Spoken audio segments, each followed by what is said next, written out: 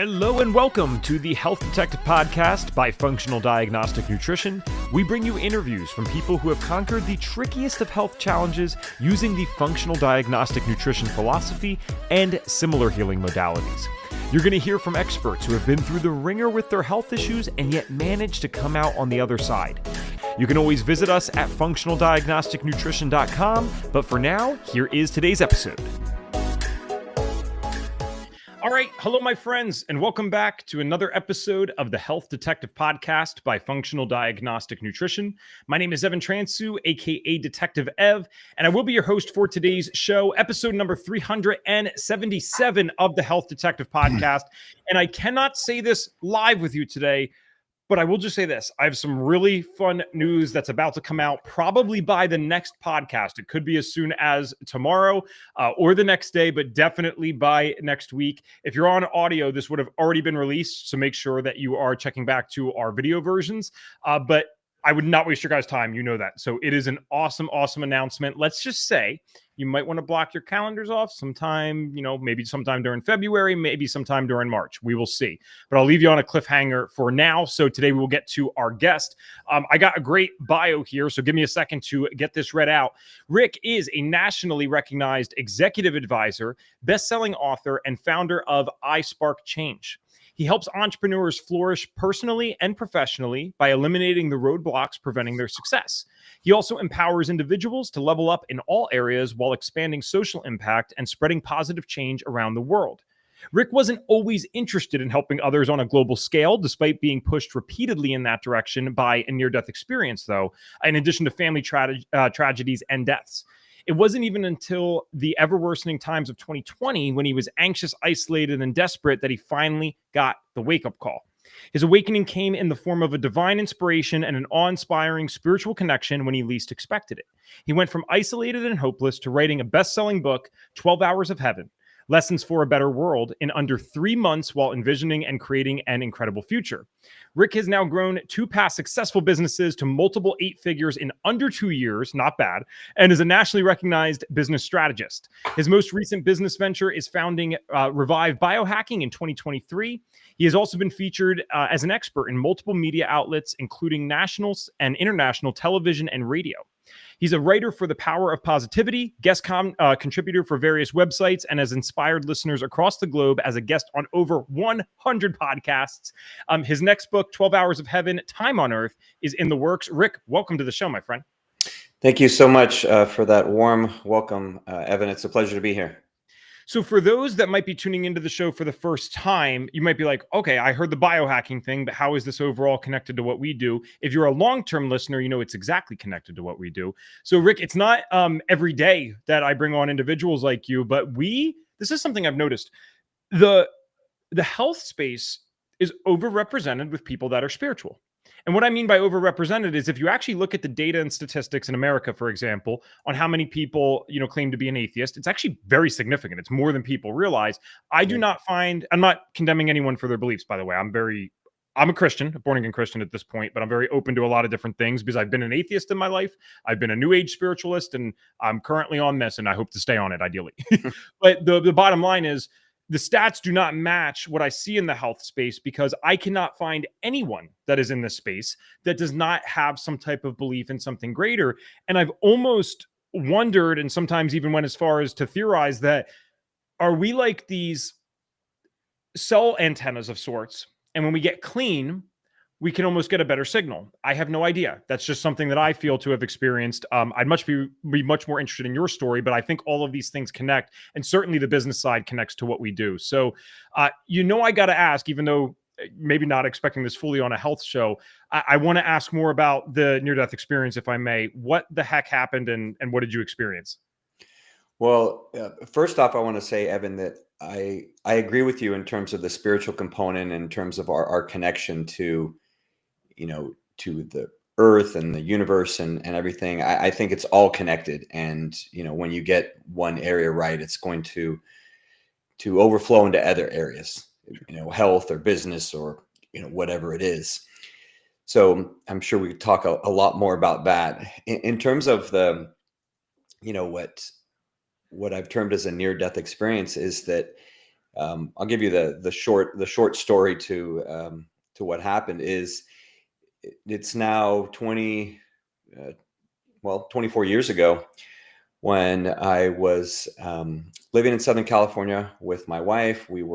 It started a young family. We had 2 young daughters that were 1 and 4. And we had driven down to go to a children's birthday party a few hours south of where we lived. And we were driving back, and it started to rain really hard. In Southern California, it doesn't rain like that, for those that know Southern California, where I was originally from. And it started raining really hard where the wipers, couldn't clear the water fast enough. And we saw a lot of cars had pulled over, but it was getting late and we were worried it was going to get dark and we had to get the kids home. It was Sunday night. And so we continued on. Well, I lost control of the vehicle, started hydroplaning. We spin across 4 lanes to the left. We're about to hit the center divider, and miraculously we don't. And we start spinning the other direction, and we spin across all 4 lanes the other way. Mm-hmm. And we go off the shoulder, up a dirt embankment, hit a brick wall at high speed, and flip over and land back on the wheels. And the roof of the car is smashed down to about here, and the windshield is shattered, and the right side glass is all shattered, and we can't open. Some of the doors won't open, but I checked my wife and I checked my daughters, who were asleep in their car seats, and miraculously we were completely unharmed, not a scratch. And there was a elderly couple that had pulled over to see what, if we were okay, and they thought they were going to find us, dead or hurt, and they said it's was the craziest thing they'd ever seen. And then the police said the same thing about, I can't believe you're walking away from this. And then it really hit me. I was young and arrogant, and I didn't really think, oh, well, maybe it wasn't that big of a deal, right? And then it really hit me when I went down the next day, because the car had been towed off. It wasn't drivable, obviously, and it had been towed off. And I went to the next day. My father-in-law took me down to the impound yard to get some things out of the car. And it was sitting on a flatbed tow truck in front of the office. And I go in the office and I say, hey, I'm here to get my things out of the car. Mm-hmm. And the attendant there, he looks at me square in the eye. And he says, that's not your car. And I said, yeah, it is. And he said, no, whoever was driving that is dead. And I was like, no, it's my car, And he goes, hey, I've been doing this for 30 years and I can always tell what happened by the looks of the car. And I was like, well, I convinced him it's my car. And, he's like, well, you're a walking miracle, buddy. You shouldn't be alive. And same with, with other people that had, they analyzed the accident and all that afterward. And it was like, there's, something special happened there. So that's, I felt that when that happened that, I still had, God had better plans for me, and, it wasn't, and for my family, right? Because, more importantly for them than me, at least in my eyes. But yeah, I think that was definitely something special that could have turned out a lot worse. Wow. It's, when I was younger, I had a lot of different health issues, and some of them were mental, right? And one of them was anxiety. I share that on the show all the time. And I don't know if it was 100% correlated with the anxiety, or if actually the anxiety was caused by some of the thoughts. I'm not really sure. But my parents even remember this, very young age, 3, 4, 5 years old, always had these obsessions with, like, what happens after we leave here? Like, what's going on? A lot of fear around that, especially because I would start to challenge at that age the adults in my life on what they believed happened, or tried to find the answers, because that's who we go to for any answer in life at that age. Mm-hmm. And I realized there was inconsistencies, or there was a lack of confidence or conviction in what they would talk about and what they would say. And so I've walked around always with this. It's gotten a lot healthier, or it's become a healthier perspective as I've gotten older, but I've always kind of walked around with this thing where I almost feel like I'm aware of how fragile this world is, or how fragile I am rather in this world, mm-hmm. and how finite our time is here. And I have to imagine, for someone that goes through something like that, and then also with your family, and then hears the statements from those people the next day that they didn't even believe the person in this should be alive, let alone, in stable enough condition to be able to walk up to them and talk to them. Mm-hmm. I imagine I don't mean to be cheesy with this, but I really don't know what else to say about it. It's almost like that song, like, I hope you get the chance to live like as if you were dying, right? Does it just permanently change how you view this world? Because that was 20 something years ago, I believe you said. So the answer is yes. And the deeper answer, Evan, is that it didn't happen right away for me, because again, I was young, I was cocky. I thought I, was unbreakable in many ways. I was very competitive. I was an athlete, when I was younger, like all these things where I'm like, oh, I'm invincible. This is no big deal. And it didn't hit me until a few months later, because, people kept telling me like, oh, there's something, you're really lucky, right? You're really lucky, right? And my mom had given me this little guardian angel pin that she said, put in your car, right? Put in your new car. So I put it on the visor. And one day, I found myself like reflecting on what had happened quite a bit. And one day I'm staring at that little guardian angel pin. And then all of a sudden, the story for what would become my book 20 years later hit me like I had just watched it as a movie about this angel who comes down to earth and it helps people through challenges. And I was like, why am I thinking about that at this point? Like, why, because my mom was like, oh, your guardian angel protected you and my granddaughters and everything. And that's why you're around. And so that's when I started to reflect and realize, okay, I need to change my perspective about life, right? I need to cherish my family more. I need to be, I'm not invincible. I need to be more concerned about, like I remember, just a good example is I remember I wanted to go skydiving at that time. And my wife was like, there's no way you're going skydiving, because if anything bad happens and you're leaving me with two, young children like that, it's not going to happen. Right. And I was like, like, I didn't even think about that stuff. I'm like, me first kind of attitude. Like I didn't think about them. And after that, that's when I said, okay, I need to put my family first. I need to put others first. I need to not think the way I was thinking. And it did have, that's when it started to change. Wow. Well, I'm glad it got you at a point, or it got you by the point that it's meaningful, right? You didn't need to get another lesson or a big detrimental effect before getting that.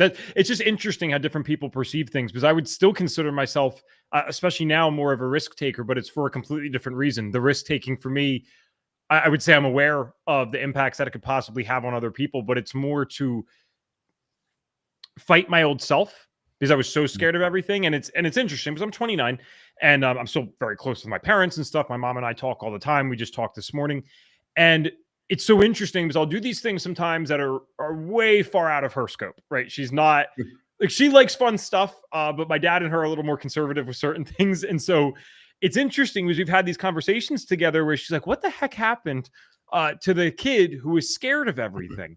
And, she didn't want that. No one wants that for their child. But in one sense, there was a safety to it, right? I'm not doing crazy stuff. And I did tell her, I said, I promise you, and I mean this quite literally, whether it's I'm pursuing my private pilot's license, I will probably go skydiving within the next year. I've done a lot of other questionable hikes and just different things that are, risk taking.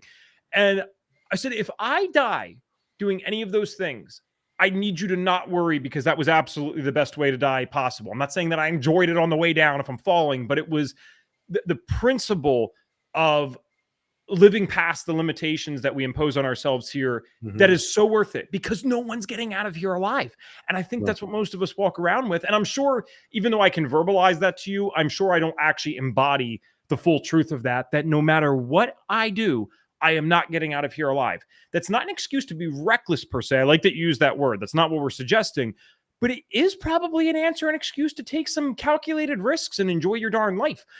People don't realize that every time you drive your car, it's like a 1 in 100 chance of ending up in a very serious accident or a fatal one. I mean, that's not great odds considering how much most of us drive. So you don't need to go out and do something that has a 1 in 2 chance. I believe that I think the mountain's called K2 and it's in the Himalayan range, and it's a very dangerous mountain that has like a 25 to 50% fatality rate depending on the year. I don't know that I need to go to that extreme, right? Personally, but you do some things that you're scared of, but are otherwise going to make you better. So that's probably a whole separate podcast in and of itself, but I just appreciate you going there with me in the beginning, because to me, that's something you have the podcast and you have the niche that you focus on, which here is mostly functional medicine and the business around it. But there's also things that we have side passions for. And I swear on my life, I could do a whole podcast where I just interview people like you who have been through these experiences, whether they're the experiences that you had or ones where they really actually did pass away in theory for some amount of time, and then come back. So, and I have really spoken to those. I have spoken to people that have been in that situation.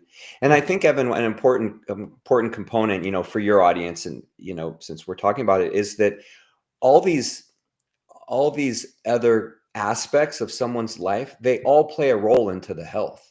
They all play a role into, like I said at the top, I mean, I believe that they play an important role in how healthy, how functional, how gratifying someone's life is going to be. Like you said, you have to take those risks. And so I believe it's all interconnected, right? It is all interconnected. It's all, correlated. And, they're not mutually exclusive. Yeah. So, yeah. Thanks, Rick, because what happens to a lot of our practitioners, and we must be still hitting some good spots with this conversation because there's quite a few viewing. So I think what happens is we all end up in survival mode because of the health issues that we dealt with. And then so once you get healthy, all you want to do is just like, oh my God, I just want to stay here. And I just invite all of us, I hope that we don't forget to live while trying to live in our perceived sense of safety that doesn't really exist. And I don't mean that as a negative message. I actually mean that as the most freeing and positive one possible. There's limits on either side. So let's move into the health side and the business side. I'd love to transfer into that. So 20 years, a long time. And then there was something in your bio specifically about COVID and how that almost seemed to trigger some things into this health space. So I want to make sure I'm saying that correctly. Can we talk about whatever those moments were and what that led to then for you? Yeah, sure. So health has been a part of my life. The reality is health has been a part of my life, my entire life. Okay. I mean, I was an athlete in school. I played multiple sports. I've worked out and been interested in my health to varying degree the whole time. Right. I mean, even when at that young time, like back then, I remember, around that time, early 2000s, like I was playing a bunch of basketball and working out, and it was just starting to be important in my wife's life. Although she had been an athlete when she was younger, that it wasn't becoming as prominent in our life as it was starting to become as prominent in our life as it is now. And so I've always been on that journey, right? Of, okay, how can I be healthy? How can I be active? I'm not someone that likes to sit still, right? So I want to stay active, and I think you're kind of similar in that regard. Yep. And so around the time of COVID, little before, a little after, I started looking for different ways to improve my health.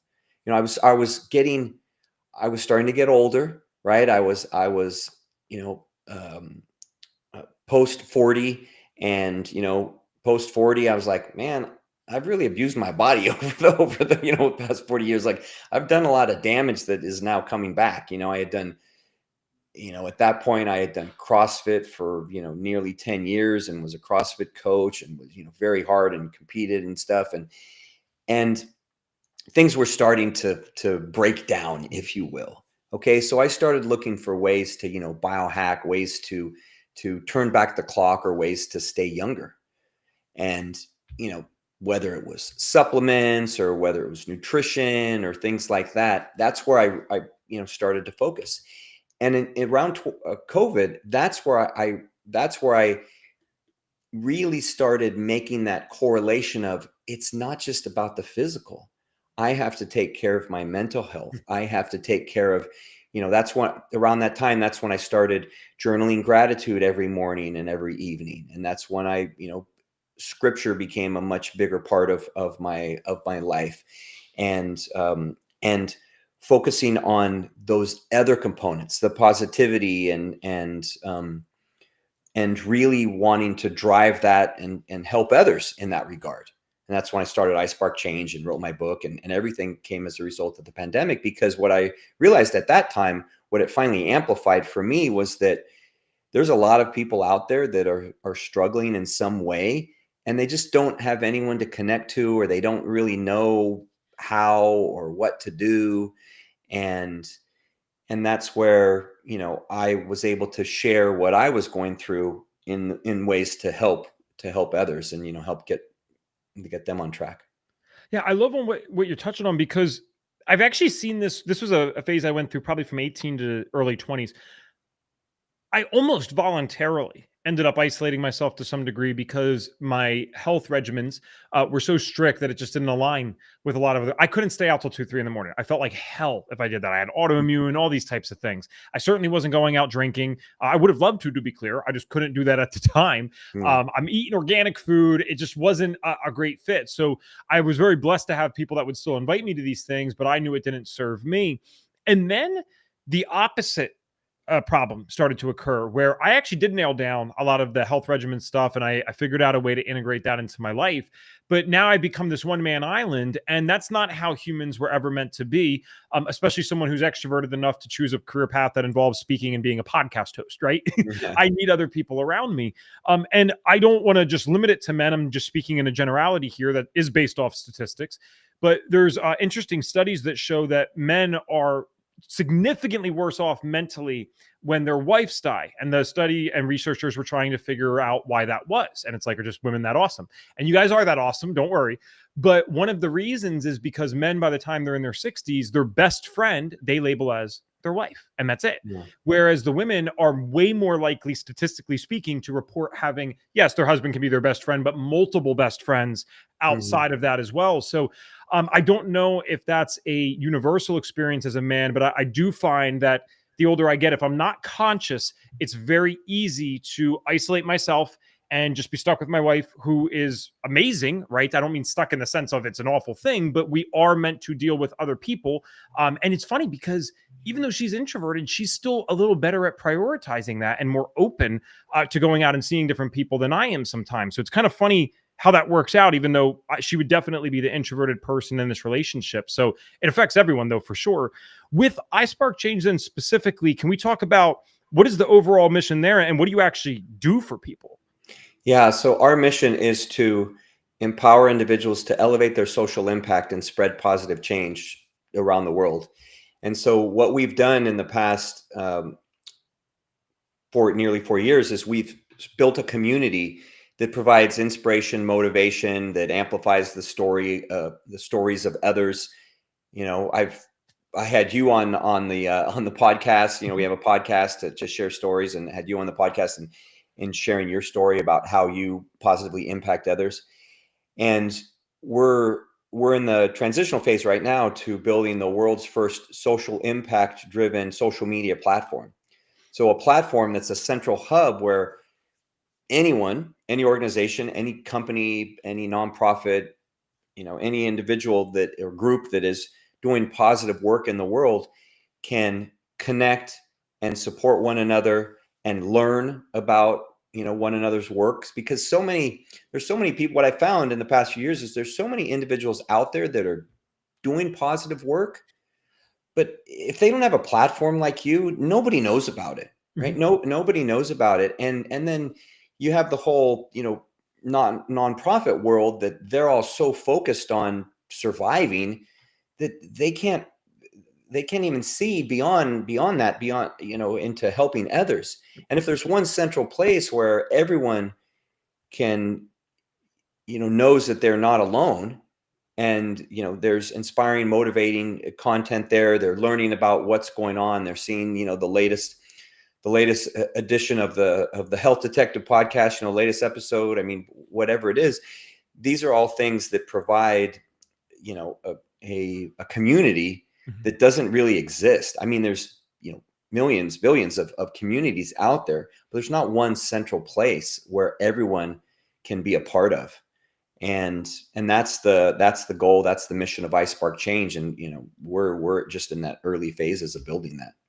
I think this is something that male or female, a lot of people in this space experience, when we get into this functional medicine thing, we end up being the black sheep of our families and friend groups. And sometimes our families and friends are very supportive and they're amazing, but why would they do all the things that we do, right? You typically don't do this stuff unless you have a damn good reason to discipline yourself to do these things, at least in the beginning stages, then it becomes habit.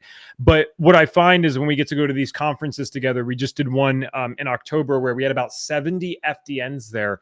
And you could just see some like the faces just change because they get to be around an abundance of people that are also out there that are mission driven, doing the stuff out there, really trying to have an impact on this world and change things. So I love what you're doing because that's the only thing that motivates me. I'm a business guy. I am a dirty capitalist, sue me, but I can't pursue things. I find myself unable to pursue things that I know are not having a net positive for this world. So the best Venn diagram overlap for Evan Transu is the thing that, yes, can earn a lot of income, but also we can completely overturn a broken or corrupt system at the same time while we're doing it. That's the stuff that lights me up and gets me energized the most. I think it's a very common theme in a lot of 20-somethings nowadays, right? Most of them don't want to go do something and just be a cog in the machine. They want to feel like they can do something more, but they also feel isolated with this. So where does this connect then for the people like our functional health practitioners that,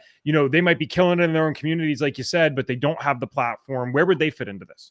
Yeah, they would fit in as just being a part of the community because they make a difference too. They're helping people on a regular basis, and they may feel as I once did that, oh, the work I do is not significant, or it's not big enough, right? It's not big enough to be out there or to be featured or to be, shared on some platform. That, oh, I work in my own little area and that's good. And, I help hundreds of people or, thousands of people, but they think that that's all there is, when the reality is that every positive act, every time you are making a positive difference in someone's life, that is making the world a better place. You don't see that immediately. You might see that immediate gratification in that person that you're helping with their nutrition or, or their health, but you don't see the greater impact, what I call the ripple effect. You don't see that ripple effect of how it goes far and wide.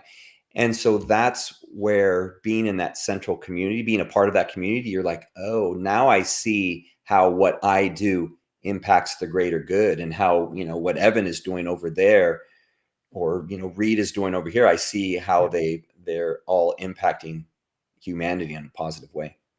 I don't know where you'll go with this answer to this question, so I'll just throw it out there. Do you think that's people's ego, or is there something more? Do they have to have it be massive and large to think that they're doing something significant? Like why is it that we can't just, work at a small mom and pop shop and just be the kindest person ever to the individuals that come in? I don't think it's probably just ego now that I asked the question, but I am wondering, do you think that's involved at all? Like, do we all need to be social media stars? Yeah. So I don't look at it as being a social media star. I look at it as, I think for some people it is driven by their ego. Yes, absolutely. I think for some people it is driven by their ego because, part of what I do is behavioral analytics. So I analyze people all day long, but I think part of it is for certain people, yes. Okay. For others, it's that community aspect of knowing that I'm going to get support in the work I'm doing from the community, that they're not doing it to be highlighted or have their work amplified. They're doing it to be, hey, I'm a part of the group. And I know that being a part of the group, we're all working for the greater good. So for others, it's going to be community. And then still for others, it's going to be a place to make those social connections. So it's going to be a place to make those social connections with others that are like them. And they know, oh, so there's this person in Tokyo that is doing similar work that I'm doing. And I'm interested in learning from them because they have some different things that I've never thought of. And I would never have found them if it wasn't for this platform. So, the motivations are going to be varying depending on the individual. But they're all going to drive that common goal of making the world a better place. And that's why in its simplicity, it's just, hey, we're all working towards improving humanity. That's a great answer. And because I've thought about this before, even the people, it's so insane to me what we've accepted being shown on our news outlets or even just social media. I mean, it's terrible stuff. It's the most negative, and that's why, we stay locked into it. And no one says a thing about that except people in our world. But you get someone online that is showing themselves donating to other people, you know what I mean, or whatever. And then like someone in the comments will be like, "Oh my gosh, they're just doing this for likes." I'm like, who cares? I'd rather you be doing this for likes if it's having a net positive again, than not. And again, I don't think the majority of people are doing those things to promote themselves or just, I mean, in the sense of just being purely ego driven, right? I don't think that is the majority of people at all. But even if it was, I mean, that person's still going to operate in the world as they operate, because if that's just what they're inclined to do, they're going to go do that somewhere. So I'd rather them doing it somewhere positive than becoming, dare I say, another corrupt politician or maybe a lawyer that's gone sour with their beliefs and principles. Like, I'd rather them do something good for the world. So that makes sense. What I'm confused about is I don't know how I didn't get immediately involved with this after we did the podcast together when I was the guest, because this just seems like something totally up my alley. Maybe we were talking too much about me last time. That's probably my bad, so don't worry about it. There's always a start. So how can we get involved then? Because I want to do this. Yeah. So in right now, it's if you go to iSparkChange, just the letter iSparkChange.com, then anyone can join the community. They'll be the first to learn about the upcoming social media platform. Where we're at right now is we're building out that beta version. We're still looking for people that want to be a part of our technical board or board of advisors. We are seeking investors. So seeking investors that want to, help take iSparkChange to the next level. Because, I've been self-funding it for the past 4 years, and that only goes so far. So, when you're building something of that scale, because our goal within 5 years of officially launching it is to have 1 billion members on the platform. And so with that scale, you can make a dent, to steal from Steve Jobs, you can make a dent in the universe, right? You can make a dent, a positive impact on humanity in the 8 billion people, nearly 8 billion people on the planet, when you have 1 billion people on a platform. I mean, TikTok went to 2 billion during COVID. So if that can happen, I'm sure we can get to 1 billion in 5 years. It is nuts to think that we have a fraction of the population on things like that, right? I'd much rather have a fraction of the population be on something like this. Yeah. I'll leave the website up. I want to transition a little bit because for those tuning in for the first time, I sometimes say this openly, sometimes I don't. One of the things that we ask our guests is, what are the 3 takeaways that you'd love for the audience to have? And sometimes the takeaways really strike me, and I find them super interesting. Even if they seem simple, there's usually a lot more to it. So one of the things that you had said was that you want people to know that they have control over their destiny. I'd love to know what that means for you. And the reason why I'd like to know what that means for you is because you get a million arguments around this. You got Robert Sapolsky at Stanford. He doesn't believe in free will, right? And he's a very intelligent guy.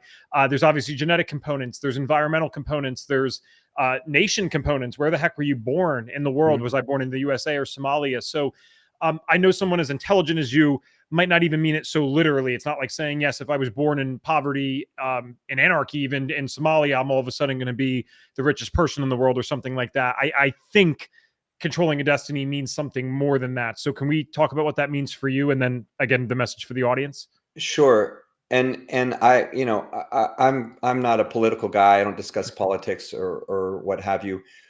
It is timely to the way I'm going to answer it is that no one's taking care of you. I believe in God, and I believe God takes care of all of us. But besides that, no one is taking care of you other than yourself. Mm-hmm. So whether it be your health, whether it be your financial success, whether it be, your business, whether it be your mental health or your social well-being, you have to take control of those things for yourself. And what I've found is that so many people think that, oh, well, if this person is in office or this person does this, then everything's going to be great, right? Then the world's going to be a great place, and everything's going to be good in my life. And the reality is that we all have control, again, to a certain extent, like you were saying, Evan. We all have control over that future. Even the person that I have a friend in Israel. Okay. And he sends me pictures of, bombs dropping that are not far from his home, but he has a fantastic attitude, and he prays, and he takes care of his family. And so even in the most difficult of situations, you still have control over how you react to things, your perspective on the situation, right? And what you're going to do about the Yeah. situation. And so that's what I mean by taking control, being in control of your own destiny, is that no one's going to do it for you. And if you want to have, positive outcomes for your health or your wellness or any of the things I described, then take the reins and do it. Yeah, it almost even it comes down to personal responsibility, right? And personal responsibility is something that we can always take, even if things around us aren't our fault. That's at least how I make sense of it. Mm-hmm. Maybe it's easier for me to say that as someone who grew up in a pretty nice area. I've been around a lot of places now, and I don't know that I necessarily would have changed. If this is a video game and you can choose your character and choose where you get to play, I would have chose a few less health issues. I'd love to be 6'3" instead of 6 foot. The chicks love that, right? Outside of that, we're doing okay. And so when I see that, though, the bottom line remains true. The health issues, my fault? No. Is it my responsibility to do the research and get this stuff figured out and then use it to my advantage? Yes, it is. And, Napoleon Hill talks about this in Think and Grow Rich. I don't subscribe to everything in there, especially nowadays, but I do believe that there was a lot of great things said in the book. And he talked about it as with every failure comes with it an equal and opposite chance for success, something great. I'm kind of paraphrasing. And I do believe that that's true. I mean, you even look at, like, I would not be able to do this job or have any qualifications to do this job. And I don't have formal ones, right? It's not like I'm a doctor, but no one would even listen if I didn't have the health issues and overcome them. So by taking that personal responsibility or controlling one's own destiny, that's freedom. And it gives you opportunities you can't even imagine. And I think to do anything else and to blame or whatever is just insanity, because you're only digging the hole deeper for yourself. Yeah. And Yeah, the exactly. reality is, so few people will take this approach to life that if you do it, things will get better for you faster than you can ever imagine, because you realize there's no competition. No one else is doing it. So, or at least not enough, right? Not in the world of 7 billion. So Yeah. you get to deal with some crap, sure, but you also get to live this magnificent life on the other side. Yeah. Yeah. And that's part of that perspective that I was talking about, Evan, because, Mhm. your perspective, even if you're going through health challenges or what have you, can be, hey, I'm going to do what I need to do to overcome this, or to make it a good situation, or to, do the best that I possibly can in whatever comes my way, and have the best possible perspective. And you talked about personal responsibility. Jim Rohn Yes. said, the day you grow up is the day you grow up is the day you take personal responsibility for your life and everything. And I know plenty of people, like I was explaining at the beginning, that want to blame everyone else for anything, right? And sure, things will come up, right? I'm not saying that things don't happen health wise, or that someone can't be a victim in a certain situation. We always have control over how we respond and our perspective and the things we can take responsibility for. And that is the freedom that you alluded to, right? That's where I say that's a very freeing place to be. I'd much rather be there than, in the other mindset. Yes, sir. I love that you brought up Jim Rohn. I swear on my life, I was thinking about him when you were talking about how, it doesn't matter that much sometimes who's in power and you, because it's those time or old time audios of his that help me always keep in perspective, because I always believe, like, oh, today's the day, right? Like, oh, this is the election, this is the time. And the reality is, humans have struggled with this since the beginning of time, thinking that some other person or some other entity was going to come save or destroy them. And there is, guys, there's a shred of truth in all this stuff. We're not literally speaking or saying that there's never been a corrupt government or better people in government. We get that, but generally speaking, my life in terms of career, in terms of money, all this stuff, last 8 years, last 12 years, been about the same. And Jim Rohn, I don't want to do his voice because I can't do it well and people will not get it if they haven't listened to it. But he said, oh my gosh, I can't even remember the presidents he was referencing because it's been decades now. But he's like, what was your life like and taxes like under this president? He's like, about the same. And he's like, Yeah. and then what was it under this president? About the same. And it's like, is it identical? No. Is it about the same? Yes. And for the people trying to live at a different level of life, be it health, finances, family, or whatever, you're almost unaffected by a lot of those things that happen because they're micro changes. They're not big changes for someone that's living at their full capacity as a human being, I don't think. Yeah, yeah. You got to look at over the long term. It's like the stock market, right? The stock market's all up right now. Everything's all great. You know, it look at historically, and it's like around 10%, like going back Yes, sir. 100 years, right? It's like that's always around 10%, right? So it's like, oh, the bust of 2000 or 2008 or the crash, or it's like, no, it's still always going to be about 10%. Like it's just it's almost comical. It's almost comical that people get so crazy about this kind of stuff. Like you said, politics or finances or whatever. It's like, well, no. Take control and take personal responsibility. Like Jim, I can't do his voice either, or else I would. But hey, he's one in a million. Yeah, he's one in a million. He is. But yeah, do those things, and you have better outcomes. Let's briefly talk about Revive Biohacking. I'm sure that's what some of the people would like for me to get to today with the health side. Although I promise, Rick, I know they love these conversations, so it's always refreshing to kind of get to change the pace a little bit on here. But what is Revive Biohacking? Yeah. What is that all about? So Revive Biohacking is our brick and mortar business that we opened up. I say we because it's my wife and two other partners that we opened up last year in July of 2023.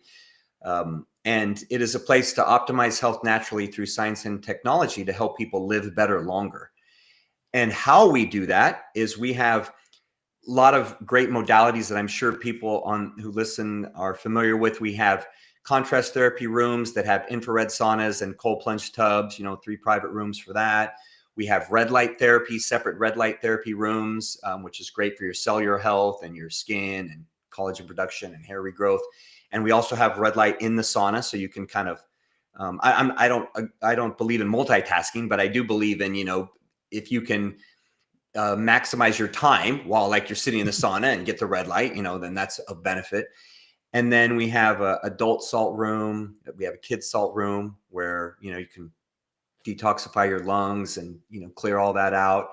And then we have some other modalities like Brain Tap, which some people may be familiar with. Brain Tap headsets, the guided light and audio headsets, and zero gravity massage chairs, and cryo and heat, body sculpting, and all of them. Like I said, they're all natural ways that we can biohack our health to live better longer. Because in that journey for me, Evan, that started before 2020, and really that changed a lot of things, like I said, in the other areas of health.